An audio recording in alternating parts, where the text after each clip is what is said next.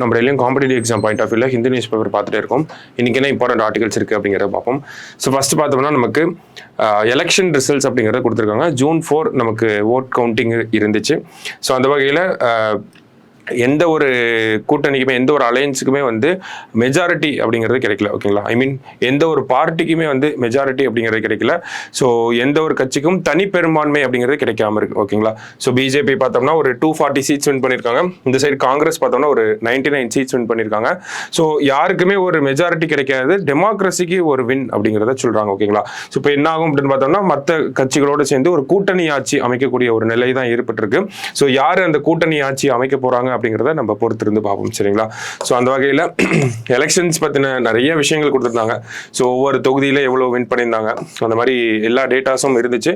அதில் நமக்கு exam point of வியூவில் ஒரு சில டேட்டாஸ் தேவைப்படுச்சு, அதை மட்டும் நம்ம பார்க்க போகிறோம் இப்போ. சரிங்களா, ஸோ அந்த வகையில் இந்தோர் அப்படிங்கிற ஒரு பகுதி. ஓகேங்களா, ஸோ மத்திய பிரதேஷ் கேபிட்டல் இந்தோரில் வந்து ஒரு புதுமையான ஒரு விஷயம் நடந்திருக்கு. என்ன அப்படின்னு பார்த்தோம்னா அங்கே இருக்கக்கூடிய வேட்பாளர், ஓகேங்களா, அங்க இருக்கக்கூடிய வேட்பாளர் சங்கர் லால்வானி அப்படிங்கிறவர் கிட்டத்தட்ட பார்த்தோம்னா 11.75 லேக் ஓட் வித்தியாசத்தில் வின் பண்ணியிருக்காரு. ஓகேங்களா, 11 லட்சம் வாக்குகள் வித்தியாசத்தில் வந்து வின் பண்ணியிருக்காரு.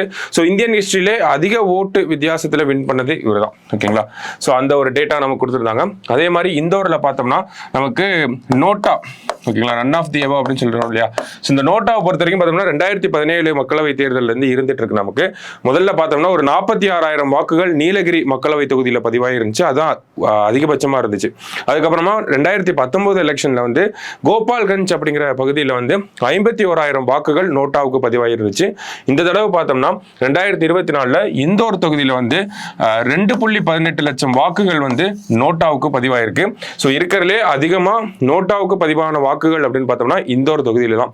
ஸோ என்ன ஆயிருக்கும் அப்படின்னு பார்த்தோம்னா பிஜேபியை சேர்ந்த வேட்பாளர் தான் இந்த சங்கர் லால்வானி. சரிங்களா, ஸோ காங்கிரஸ் வேட்பாளர் கடைசி நேரத்தில் என்ன பண்ணியிருப்பாருன்னா வாபஸ் வாங்கியிருப்பார் அவரோட நாமினேஷனை. அதனால காங்கிரஸ் கட்சி வந்து நீங்க வந்து நோட்டாவுக்கு ஓட்டு போடுங்கன்னு சொல்லியே பிரச்சாரமே பண்ணியிருப்பாங்க. ஓகேவா, ஸோ அதனால தான் பார்த்தோம்னா நமக்கு 2.18 லட்சம் 2.18 லேக்ல அந்த நோட்டாவுக்கான வாக்குகள் அப்படிங்கிறது பதிவாயிருக்கு. ஸோ தனித்துவமான விஷயம், முக்கியமான விஷயமா இருக்கு, அதனால நம்ம நோட் பண்ணி வச்சுக்கிறோம். சரிங்களா, ஸோ மற்றபடி பார்த்தோம்னா யார் யார் வின் பண்ணியிருக்காங்க அந்த மாதிரி டேட்டாஸ் தான் நம்ம கொடுத்துருக்காங்க. எந்த தொகுதியில் யார் வின் பண்ணியிருக்காங்க, தமிழ்நாட்டில் எலெக்ஷன் ரிசல்ட் அப்படிங்கிறது எப்படி இருந்துச்சு. ஸோ அதெல்லாம் இந்நேரத்துக்கு எல்லாரும் நீங்களே பார்த்துருப்பீங்க. ஓகேவா, தமிழ்நாட்டில் 40 out of 40 இந்தியா அலையன்ஸ்க்கு, ஓவரால் இந்தியாவில் பார்க்குறப்ப 233 சீட்ஸ் வின் பண்ணியிருக்காங்க India alliance. NDA alliance, national democratic alliance சொல்லக்கூடிய அவங்க 292 சீட்ஸ் வந்து வச்சிருக்காங்க. பட் ஸ்டில் இன்னமும் யார் ஆட்சி அமைப்பாங்க அப்படிங்கிறது ஒரு கொஸ்டின் மார்க் இருக்கு. ஏன் அப்படின்னு பார்த்தோம்னா நமக்கு பீகார்ல இருக்கக்கூடிய நிதிஷ்குமார் அவங்க, அடுத்தது சந்திரபாபு நாயுடு தெலுங்கானாவில் இருக்கக்கூடிய ஆந்திர பிரதேசில் இருக்கக்கூடிய சந்திரபாபு நாயுடு அவர்கள். ஸோ அவங்கெல்லாம் யாருக்கு சப்போர்ட் பண்றாங்களோ அவங்க தான் வந்து ஆட்சி அமைக்கக்கூடிய ஒரு சூழல் இருக்கு. ஸோ அந்த 2 லீடர்ஸ் கிட்டையும் 2 கூட்டணி சேர்ந்தவங்களும் பேசிட்டு இருக்காங்க. யார் ஆட்சி அமைப்பாங்க அப்படிங்கிறத இன்னைக்கு தெரிஞ்சிடும், மோஸ்ட்லி பார்ப்போம் என்னன்னு.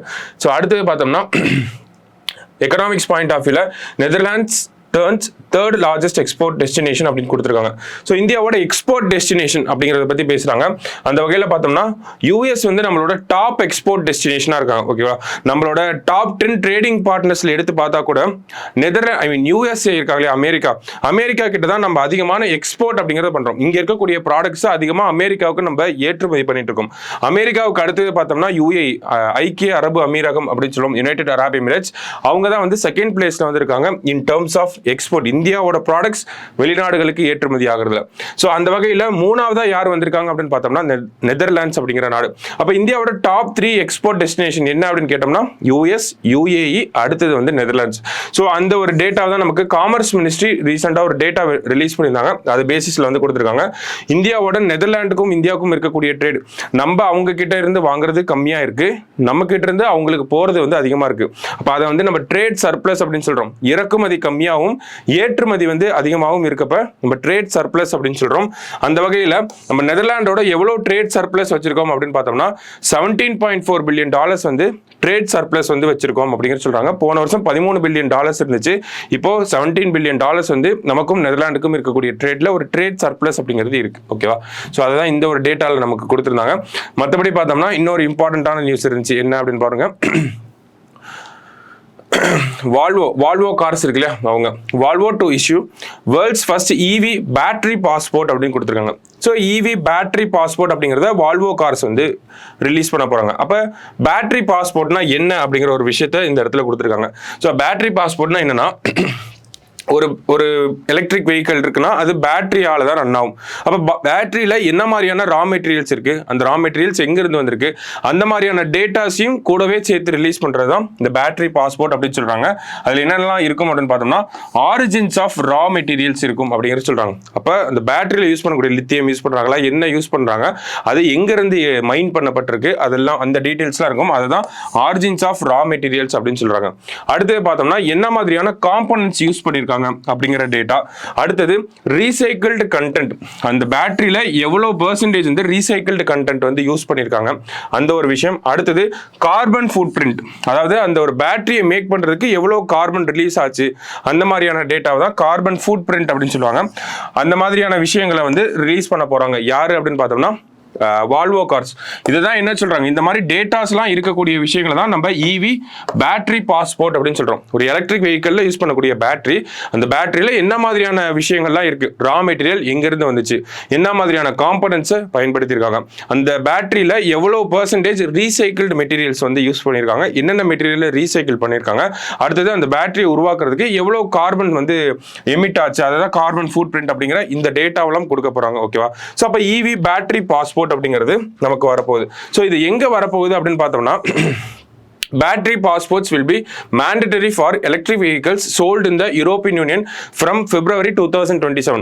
அப்ப நம்ம முன்னாடி டிஸ்கஸ் பண்ண ஒரு விஷயம் தான். ஓகேங்களா? இந்த கார்பன் ரிடக்ஷனை கம்மி பண்றது, கார்பனோட எமிஷனை வந்து கம்மி பண்றது, அதே மாதிரி பார்த்தோம்னா ஏஐ, கிளைமேட் சேஞ்ச், இந்த மாதிரியான விஷயங்கள்ல ஒரு பாயினியரிங் அமைப்பா இருக்கிறது யார் அப்படின்னு பார்த்தா, ஒரு முன்னோடி அமைப்பா இருக்கிறது யார் அப்படின்னு பார்த்தோம்னா இந்த யூரோப்பியன் யூனியன் தான். நிறைய புதுமையான விஷயங்களை வந்து பண்ணிட்டு இருக்காங்க. கார்பன் டாக்ஸ் அப்படிங்கிற சிபாம் அப்படிங்கிற ஒரு விஷயம், கார்பன் பார்டர் அட்ஜஸ்ட்மெண்ட் மெக்கானிசம் அப்படிங்கறத உருவாக்குனாங்க. ஏஐ சேஃப்டி லாஸ் அப்படின்றத உருவாக்கி இருக்காங்க. இந்த மாதிரி அந்த வரிசையில எலக்ட்ரிக் வெஹிக்கிள்ஸ் அந்த பேட்டரியில என்ன மாதிரியான விஷயங்கள் இருக்கு அதை பத்தின டேட்டாஸை ரிலீஸ் பண்றதா இவி பேட்டரி பாஸ்போர்ட் அப்படின்னு சொல்லி, இந்த இவி பேட்டரி பாஸ்போர்ட்டை யூரோப்பியன் யூனியன்ல எப்போ நடைமுறைக்கு கொண்டு வராங்க அப்படின்னு பார்த்தோம்னா 2027 இருந்து மேண்டட்டரியா எல்லா இவி மேனுஃபேக்சர்ஸும் இந்த ஒரு விஷயத்தை ரிலீஸ் பண்ணணும் அப்படிங்கறத சொல்லியிருக்காங்க. ஸோ அப்போ இதுவும் நமக்கு முக்கியம். யூரோப்பியன் யூனியன் 2027 இந்த ஒரு விஷயத்தை நடைமுறைப்படுத்த போறாங்க அப்படிங்கிறது. ஓகேவா? சோ பேட்டரி பாஸ்போர்ட்னா என்ன, அதுல என்னெல்லாம் இருக்கும், யார் அதை இம்ப்ளிமெண்ட் பண்ண போறாங்க அப்படிங்கறதா அந்த ஒரு சின்ன செய்தி தான். அதனால நிறைய இம்பார்ட்டன்டான விஷயங்களா இருந்துச்சு. ஓகேவா? சோ இன்னைக்கு நியூஸ் பேப்பர் பார்த்த வரைக்கும் பார்த்தோம்னா நமக்கு எலெக்ஷன் ரிசல்ட்ஸ் அப்படிங்கறத டாமினேட்டடா இருந்துச்சு. யார் யார் எந்தெந்த தொகுதியில எந்த தலைவர் எவ்வளவு வித்தியாசத்தில் ஜெயிச்சிருக்காங்க, தமிழ்நாட்டில் அந்த எலெக்ஷன் அப்படிங்கிறது எப்படி நடந்துச்சு, ஸோ இந்த மாதிரியான விஷயங்கள் தான் கொடுத்துருந்தாங்க. அதையெல்லாம் தாண்டி மற்ற விஷயங்களும் இருந்துச்சு, அதை மட்டும் நம்ம பார்த்துருக்கோம். சரிங்களா? ஸோ நாளைக்கு நியூஸ் பேப்பர் அனலிஸ்ட்ல மீட் பண்ணலாம். தேங்க்யூ.